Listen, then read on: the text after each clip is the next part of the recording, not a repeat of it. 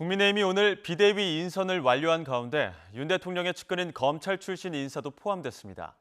당 일각에서 비상상황 책임론이 제기됐던 권성동 원내대표는 의원총회 찬반 투표에서 재신임을 얻어 비대위원으로 계속 활동하기로 했습니다.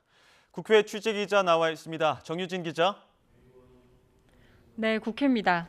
네, 국민의힘 비대위 인선 소식부터 자세히 전해주시죠. 비대위원은 당연직인 주호영 비대위원장과 권성동 원내대표, 성일종 정책위 의장 3명을 포함해 모두 9명으로 꾸려지는데요. 오늘 나머지 위원들이 공개됐습니다.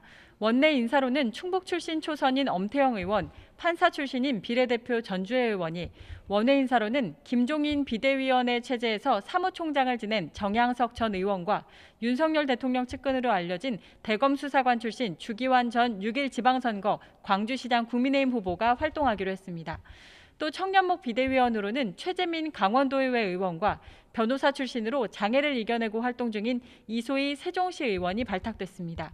주호영 비대위원장은 기자간담회에서 대통령 측근인 주기환 전 국민의힘 광주시장 후보를 발탁한 이유는 당 열세 지역인 광주에서 15.9%나 얻었다는 점을 높이 샀다면서 윤심이 비대위에 적용할 것이라는 우려의 목소리는 거둬달라고 말했습니다. 그런데 비대위원 9분 중에 한 분이 무슨 심을 반영한다고 한들 그게 뭐가 되겠습니까? 앞으로 비대위 중요 결정상이나 이런 건 여러분 보시면 아실 것 아닙니까? 얼마나 중립적이고 공정하고 혁신 있게 할지는. 그건 그렇게 믿어주시고요. 5회 의원총회에서는 비대위원 9명에 대한 동의를 묻는 작업도 있었는데요. 그동안 일각에서 비상상황 책임론이 제기된 권성동 원내대표에 대해 재신임을 묻는 무기명 찬반 투표도 진행됐습니다. 특히 의원 50여 명이 참석한 가운데 권 원내대표는 압도적인 다수로 재신임 찬성표를 받았습니다. 권 원내대표는 비대위 구성이 마무리되면 재신임을 묻고 거취를 결정하는 것이 비대위 활동에 도움이 될 거라 판단했다면서 다시 일할 기회를 주신 의원님들께 감사하다는 소감을 밝혔습니다. 국민의힘은 이어 열린 전국 상임위원회에서 비대위원 명단이 최종 의결돼 비대위 구성을 마무리했습니다. 이에 따라 오는 목요일 오전 8시 30분 첫 회의를 엽니다. 다만 주호영 후의 순항 여부는 이준석 대표가 낸 비대위 효력정지 가처분 결과가 큰 변수입니다. 윤석열 정부 출범 100일이기도 한 내일 가처분 신문 기일이 잡혀있고 이르면 내일 결론 날 수도 있기 때문입니다. 이와 관련해 공개활동을 재개한 이준석 대표는 오늘 오전 라디오에서 지난달 초 대통령실 측에서 자진사퇴 중재안을 제안받았냐는 질문에 이런 제안에 거절했다고 밝히기도 했는데요. 만약 법원이 이 대표 손을 들어줄 경우 국민의힘 비대위는 출범하자마자 제동이 걸립니다. 네, 한편 민주당 전당대회 준비위원회는 오늘 당원 80조를 개정하기로 했죠. 오늘 오전 끝난 전준위 회의에서 내용을 일부 수정하기로 했습니다.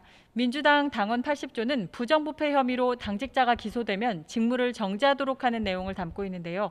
전준위는 이 당원에서 직무정지 조건을 기소가 아니라 1심 같은 하급심에서 유죄를 받을 때 적용하기로 했습니다.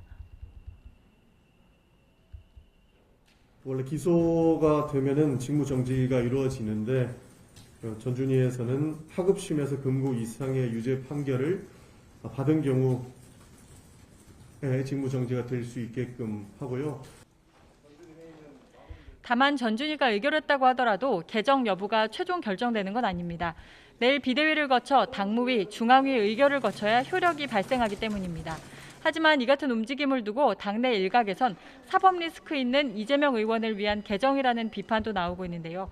같은 시간 열린 민주당 의원총회에서는 박용진, 서른 등 여러 의원들이 반대하는 의견을 낸 것으로 전해졌습니다. 또 우상호 비대위원장도 전준위에서 의견을 듣고 수렴해 진행하는 게 좋지 않았나 아쉬움이 있다면서 오해가 없도록 비대위에서 논의가 필요하고 의견을 잘 수렴하겠다고 밝혔습니다. 민주당 의원들도 선수별로 당원 개정과 관련한 의견을 취합하고 있습니다.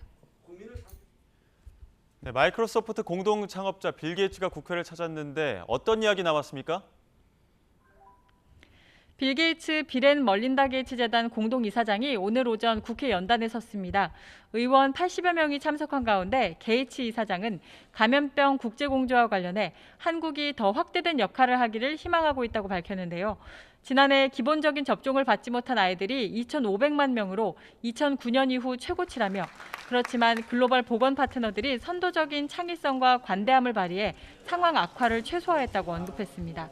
또 이 시점에서 글로벌 펀드에 대한 투자가 중요하고 한국은 선도할 역할을 할 적임자라고 강조했습니다. 지금까지 국회에서 YTN 정유준입니다.